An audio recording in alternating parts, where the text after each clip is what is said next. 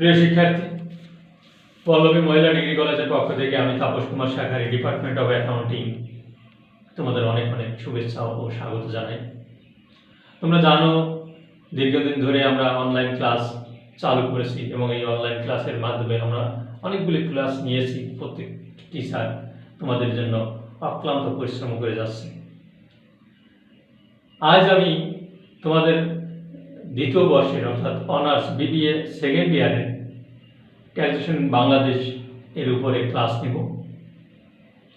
Taxation Bangladesh প্রাসঙ্গিক কিছু আলোচনা, প্রারম্ভিক আলোচনা, এই আলোচনাগুলো করব। এরপরে আমরা ম্যাথের দিকে চলে যাব। তাই আমাদের আজকের আলোচনার বিষয় কি সেটা নিয়ে আমরা বোর্ডে যাব। সে বোর্ড দেখব এখন কি আমাদের লেখা আছে এখানে। ট্যাক্সেশন বাংলাদেশ, বাংলাদেশ কর বিধি, বিবি অনার্স দ্বিতীয় বর্ষ, প্রারম্ভিক আলোচনা। আলোচ্য সূচিতে আমাদের আছে আজ আয়কর কি। 2 নম্বর আছে বাংলাদেশের আয়কর ব্যবস্থা। বাংলাদেশে কি ধরনের আয়কর ব্যবস্থা আছে। 3 নম্বর আছে আয়ের উৎসসমূহ কি কি। 4 নম্বর আছে আয়কর অধ্যাদেশ 1984 এর আওতায় কি কি ধরনের কর আরোপ করা হয়। 5 নম্বর আছে ন্যূনতম কর কি। 6 নম্বর আয়কর প্রদানের জন্য কোনো বয়স সীমা আছে কি। 7 নম্বর আয়কর নিবন্ধন কি। 8 নম্বর ইটিআইএন কি। 9 নম্বর ইটিআইএন এর জন্য কিভাবে আবেদন করতে পারে। 10 নম্বর ইটিআইএন এর প্রাপ্তির জন্য প্রয়োজনীয় ডকুমেন্ট কি লাগে। 11 নম্বর টিআইএন সনদ কি। 12 নম্বর আয়কর সনদ কি। 13 নম্বর আমি কিভাবে পরিবর্তন করতে পারি ঠিকানাটা। অর্থাৎ এই 13টা কোশ্চেন যদি জানা যায় তাহলে আয়কর সম্পর্কে মোটামুটি একটা ধারণা থাকবে মনের ভিতরে, এবং কোথায় কিভাবে এটা প্রয়োগ করতে হবে, কোথায় কি সবই কোশ্চেনে দেওয়া আছে, শর্ট কোশ্চেন জাতীয়। তাই আমরা এটা নিয়ে আজ আলোচনা করব। প্রিয় শিক্ষার্থী, তোমরা আজ আমাদের ট্যাক্সেশন বাংলাদেশের প্রথম ক্লাস।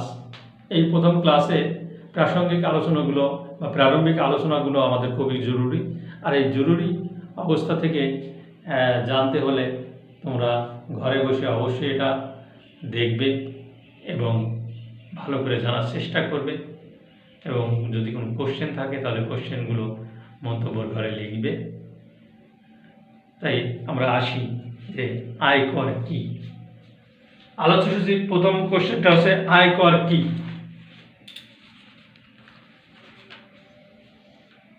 বিশেষ অর্থে আয়ের উপরে কর সরকারি, বেসরকারি, নিবন্ধিত প্রতিষ্ঠানের কর্মচারী এবং কর্মকর্তাদের উপর সাধারণত আয়কর আরোপ করা হয় বিধিসম্মতভাবে।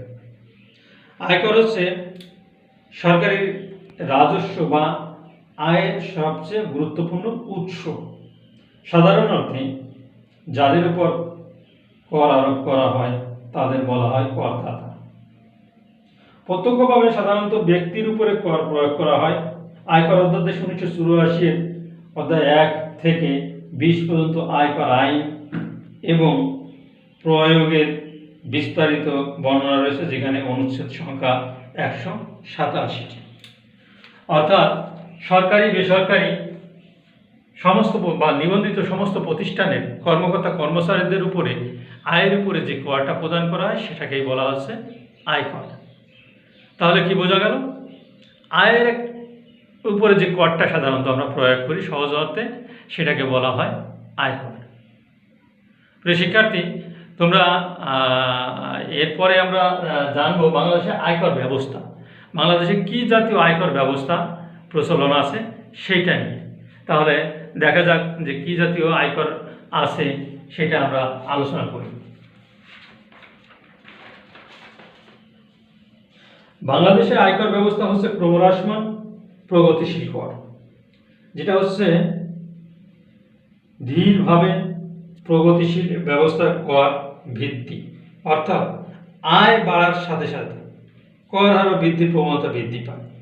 বর্তমানে 2020-21 বছরের জন্য প্রথম করদাতা অর্থাৎ পুরুষ করদাতা 3 লক্ষ টাকার পর্যন্ত 0, 3 লক্ষ টাকার উপরে গেলে 10%, এবং মহিলাদের ক্ষেত্রে সাধারণত 3,50,000 টাকা এবছরে নির্ধারণ করা হয়েছে, যে 3,50,000 টাকা পর্যন্ত 0, তার উপরে গেলে 10%, এবং তার উপরে গেলে আরও আছে, যেটা আমরা প্রথমে 10%টা নিয়ে আলোচনা করব। তদ্রূপভাবে যোদ্ধাহত মুক্তিযোদ্ধা এবং যোদ্ধাহত মুক্তিযোদ্ধা তাদের 4,50,000 টাকা পর্যন্ত 0, তার উপরে গেলে তাদেরকে 10% কর দিতে হয়। তাহলে এই হচ্ছে বাংলাদেশের আয়কর ব্যবস্থা। তাহলে মনে রাখতে হবে, পুরুষ 3 লক্ষ টাকা পর্যন্ত 0, মহিলা 3,50,000 টাকা পর্যন্ত 0, যোদ্ধাহত মুক্তিযোদ্ধা তারা 4,50,000 টাকা পর্যন্ত 0, এর উপরে গেলে এদেরকে 10% হারে কর দিতে হবে। তার উপরে গেলে 15%, তার উপরে 20%, 25%, এভাবে আমাদের করের ব্যবস্থা বর্তমান বছরে শুরু করেছে সরকার। তাই আমরা মোটামুটি জানবো যে আয়কর, বাংলাদেশের আয়কর ব্যবস্থা 10% পর্যন্ত কতটুকু আছে সেটা নিয়ে আমরা আলোচনা করলাম। এরপরে আমরা আসবো আয়ের উৎসসমূহ কি কি।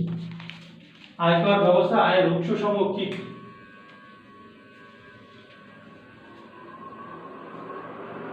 আয়ের উৎসসমূহ প্রধানত সাতটি। একটা আছে বেতন খাতে আয়, সিকিউরিটিজ থেকে আয়, গৃহ সম্পত্তি খাতে আয়, কৃষি থেকে আয়, ব্যবসা থেকে আয়, মূলধন তহবিল অর্জন থেকে আয়, অন্যান্য উৎস থেকে আয়। তাহলে বোঝা গেল প্রধান উৎস 7টি, সাধারণত আরও 2-1টা বেশি আছে। তাহলে প্রধান উৎস প্রথমটা আছে বেতন খাতে আয়, সিকিউরিটিজ খাতে আয়, গৃহ সম্পত্তি খাতে আয়, কৃষি থেকে আয়, ব্যবসা থেকে আয়, মূলধন অর্জন থেকে আয় এবং অন্যান্য উৎসসমূহ থেকে আয়।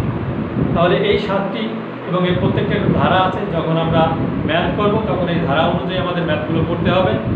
তাই প্রিয় শিক্ষার্থী, তোমরা এই 7টি সম্পর্কে আপাতত জানো, এর পরবর্তীতে জানা যাবে।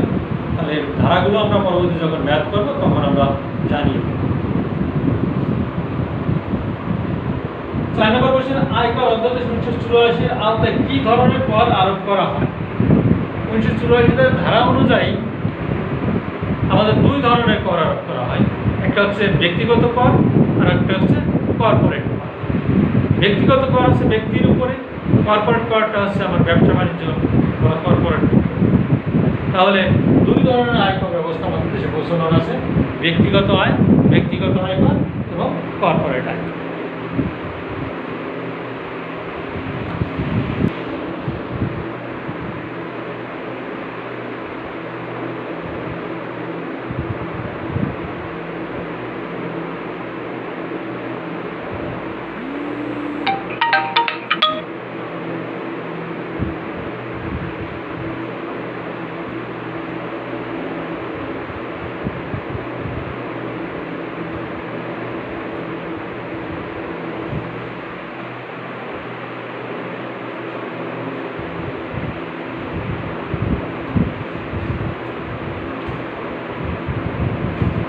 পাঁচ নম্বর হচ্ছে ন্যূনতম কর কি? ন্যূনতম কর হচ্ছে বাংলা অর্থ আইন 2015 মোতাবেক ন্যূনতম কর বলতে আমরা কি বুঝি? ন্যূনতম কর বলতে আমরা বুঝি যে এলাকা ভিত্তিক, সাধারণত সিটি, যেমন Dhaka, Chittagong city corporation area ন্যূনতম কর 5,000 টাকা, এবং ঢাকা, চিটাগাং সিটি কর্পোরেশন বাদে অন্যান্য সিটি কর্পোরেশন এলাকায় ন্যূনতম কর 4,000 টাকা। আর সিটি কর্পোরেশন বাদে ন্যূনতম কর 3,000 টাকা। তাহলে বোঝা গেল যে ন্যূনতম কর কি? ন্যূনতম কর হচ্ছে Dhaka, Chittagong city corporation area 5,000 টাকা, ঢাকা, চিটাগাং সিটি কর্পোরেশন বাদে অন্যান্য সিটি কর্পোরেশন এলাকায় 4,000 টাকা, সিটি কর্পোরেশন বাদে অন্যান্য এলাকায় 3,000 টাকা ন্যূনতম কর বাংলাদেশে নির্ধারণ করা হয়েছে। তাহলে বুঝলে যে ন্যূনতম কর কি? ন্যূনতম আছে সবথেকে, যেটা একেবারে সবথেকে কম কর। তাহলে আবার বলি, 5,000 টাকা Dhaka, Chittagong city corporation area, 4,000 টাকা Dhaka, Chittagong city corporation area বাদে অন্যান্য সিটি কর্পোরেশন এরিয়া, এবং 3,000 টাকা সিটি কর্পোরেশনের বাইরের এরিয়া।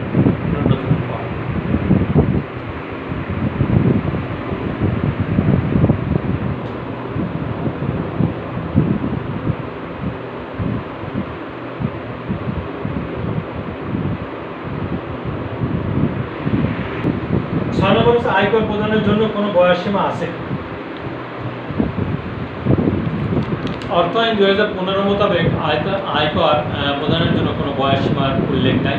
তবে মহিলা বা 65 বছর তদূর্ধ্ব ব্যক্তি অথবা প্রতিবন্ধী অথবা যোদ্ধাহত মুক্তিযোদ্ধাদের ক্ষেত্রে ভিন্ন ভিন্ন কিছু কথা আছে। তবে 3 লক্ষ টাকা উপরে গেলে সাধারণ লোকদের উপরে আয়কর প্রযোজ্য হবে। এখানে বয়সের তেমন কোনো উল্লেখ নাই। তাহলে বোঝা গেল যে বয়সের তেমন কোনো উল্লেখ নাই। এখানে মহিলা বা 65 বছর বা যোদ্ধাহত মুক্তিযোদ্ধা অথবা অন্যান্য বিকলাঙ্গ ব্যক্তি তাদের ক্ষেত্রে ভিন্ন ভিন্ন মত প্রকাশ আছে। সাধারণ জনগণের ক্ষেত্রে 3 লক্ষ টাকার উপরে গেলে ন্যূনতম তাদেরকে দিতে হবে। এরপর আমাদের আছে আয়কর প্রদানের জন্য কোনো বয়সসীমা আছে কি, এটা গেল। আয়কর নিবন্ধন কি? আয়কর নিবন্ধন কি? আয়কর অধ্যাদেশ 1984 এর আওতায় ন্যূনতম করমুক্ত আয়ের সীমা অতিক্রম করলে কিংবা ধারা 75/1 এর বর্ণিত তালিকায় ক্ষেত্রে রিটার্ন দাখিল বাধ্যতামূলক নয়। রিটার্ন দাখিলের জন্য একজন করদাতাকে জাতীয় রাজস্ব বোর্ডের আইনগত কোনো আয়কর কমিশন ডেটের অধীনে সার্কেল থেকে 12 ডিজিটের টিআইএন গ্রহণ করে নিবন্ধিত হতে হয়। এই ক্ষেত্রে একে আয়কর নিবন্ধন বলে। অর্থাৎ আয়কর অধ্যাদেশ 1984 সালের আইন অনুযায়ী একজন নিবন্ধিত ব্যক্তি টিআইএন গ্রহণ করে তাদেরকে আয়কর টিআইএন গ্রহণ করে যে ফর্মটা ফিল আপ করে বা যে আয়করটা দেয় আয়কর নিবন্ধন বলে। টিআইএন 12 ডিজিটের হয় সাধারণত। এটা সাধারণভাবে কোথায় এবং এর পদ্ধতি আছে। ইটিআইএন কি? ইপিআইএন কি? ইটিআইএন কি? ইটিআইএন এর মানে ইলেকট্রনিক্স ট্যাক্স আইডেন্টিফিকেশন নাম্বার। ইহা আয়কর নিবন্ধনের আধুনিক সংস্করণ। ইহা 12 ডিজিটের একটি নাম্বার।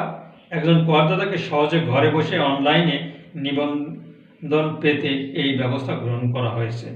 www.incometax.gov.bd এই সাইটে গেলে এই ইটিআইএন নিবন্ধন পাওয়া যাবে বা নেওয়া যাবে। তাহলে ইটিআইএন কি বোঝা গেল যে ইটিআইএনটা কি। এই ইটিআইএন সাধারণত ইলেকট্রনিক্স ট্যাক্স আইডেন্টিফিকেশন নাম্বার। ইহা আয়কর নিবন্ধনের আধুনিক সংস্করণ। একজন করদাতাকে ঘরে বসে অনলাইনে নিবন্ধন পেতে এই ব্যবস্থা গ্রহণ করা হয়েছে। সাধারণত www.incometax.gov.bd এই সাইটে গেলে এই ইটিআইএন নিবন্ধন নেওয়া যাবে। তাহলে বোঝা গেল ইটিআইএন কি এবং এটা কোথায় গেলে পাওয়া যাবে এবং এর কোন সাইটটা গেলে পাওয়া যাবে। সাইটটা হচ্ছে www.incometax.gov.bd এই সাইটে গেলে ইটিআইএন পাওয়া যাবে। আর 9 নম্বর কোশ্চেন আছে ইটিআইএন এর জন্য কিভাবে আবেদন করতে পারি। 9 নম্বর কোশ্চেনটা আছে ইটিআইএন এর জন্য আমি একটু আগেই বললাম যে www.incometax.gov.bd এই সাইটে গেলে এই ইটিআইএনটা জন্য আবেদন করতে পারি। এই সাইটে আমাদের সমস্ত ইনফরমেশন দেওয়া আছে এবং ইনফরমেশনগুলো ফিল আপ করে দিলে আমরা ইটিআইএনটা পেতে পারি।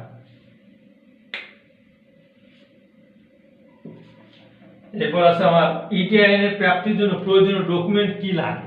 ইটিআইএন প্রাপ্তির জন্য প্রয়োজনীয় ডকুমেন্টস কি লাগে।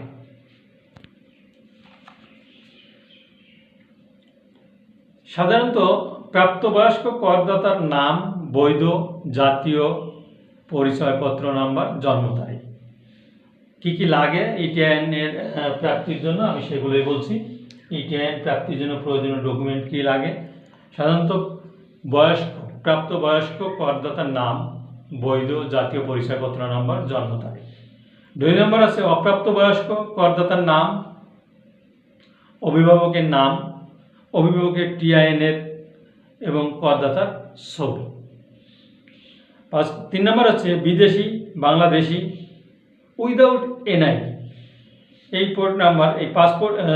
পাসপোর্ট নাম্বার এবং পাসপোর্ট ইস্যুর তারিখ এবং ভিসা ইস্যুর তারিখ, করদাতার ছবি এই ক্ষেত্রে প্রযোজ্য। তাহলে আমরা আরও আমাদের কিছু নিয়ম আছে যে এই ইটিআই প্রাপ্তির জন্য প্রয়োজনীয় ডকুমেন্টস কি লাগে। কোম্পানির ক্ষেত্রে সাধারণত কোম্পানির নাম, নিবন্ধন অনুযায়ী নিবন্ধন নাম্বার ও তারিখ। কর্পোরেট আনরেজিস্টার্ড ফার্মের জন্য ফার্মের টিআইএন নাম্বার এবং তাদের নাম।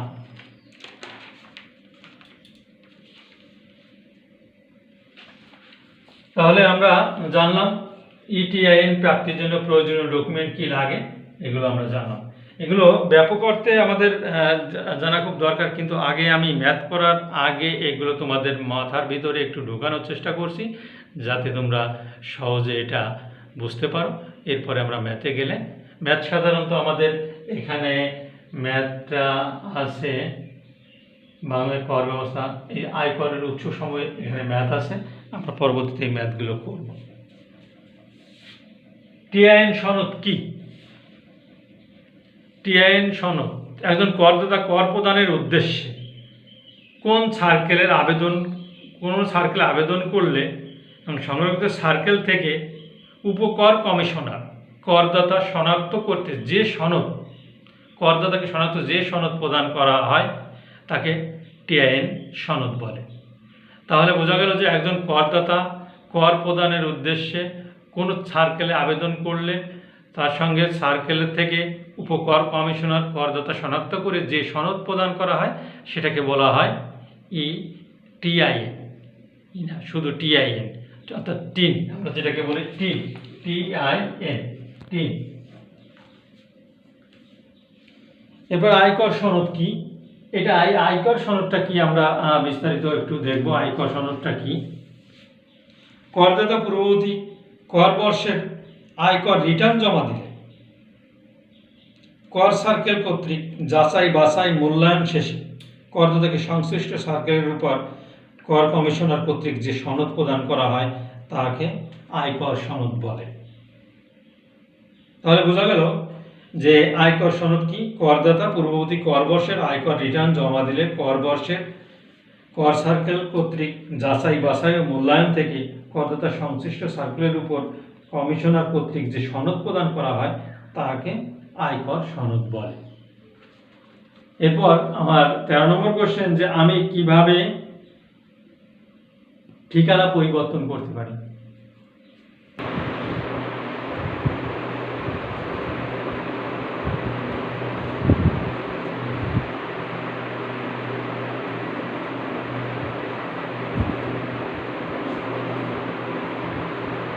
তাহলে আমার 13 নম্বর কোশ্চেন আছে কিভাবে ঠিকানা পরিবর্তন করতে পারি? কিভাবে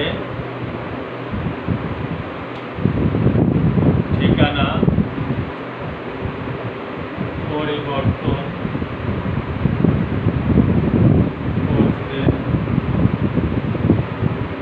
পারি? 13 নম্বর কোশ্চেন।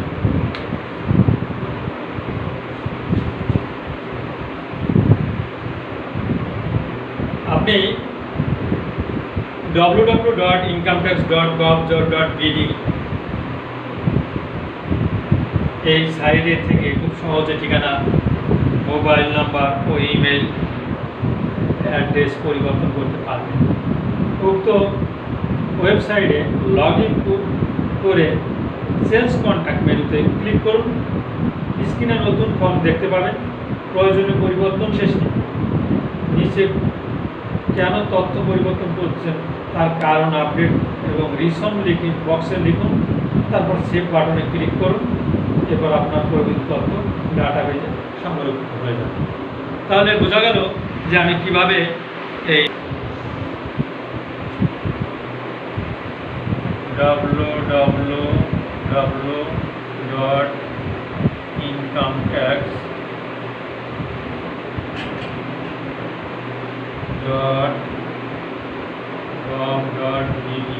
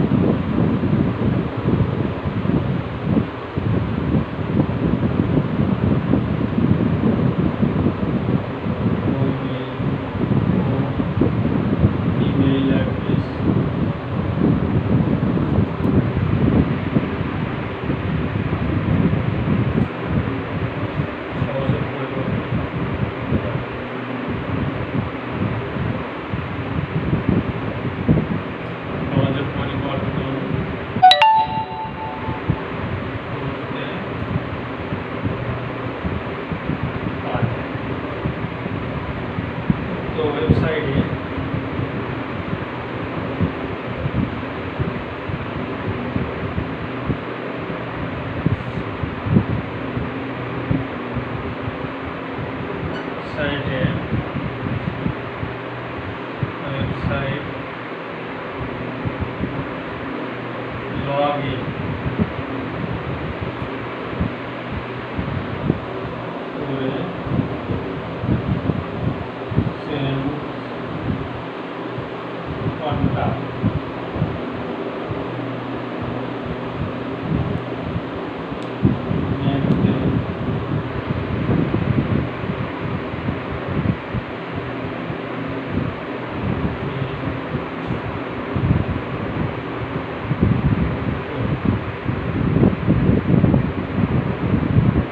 স্ক্রিনে নতুন ফর্ম দেখতে পাবে।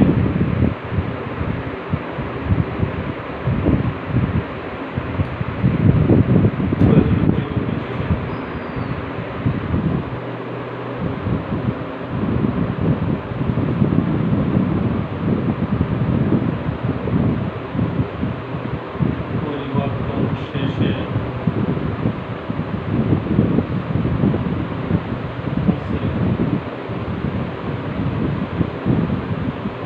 কেন তথ্য পরিবর্তন করবেন তার কারণ উল্লেখ করতে হবে। কারণ আপডেট বক্সে লিসন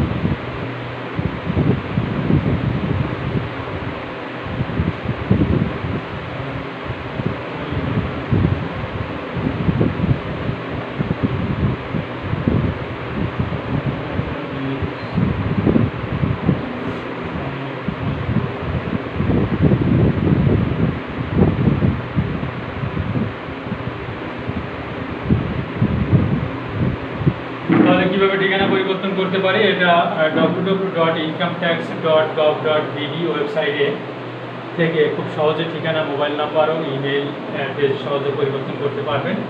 উক্ত ওয়েবসাইটে লগ ইন করে চেঞ্জ কন্ট্যাক্ট মেনুতে ক্লিক করুন। স্ক্রিনে নতুন ফর্ম দেখতে পাবেন।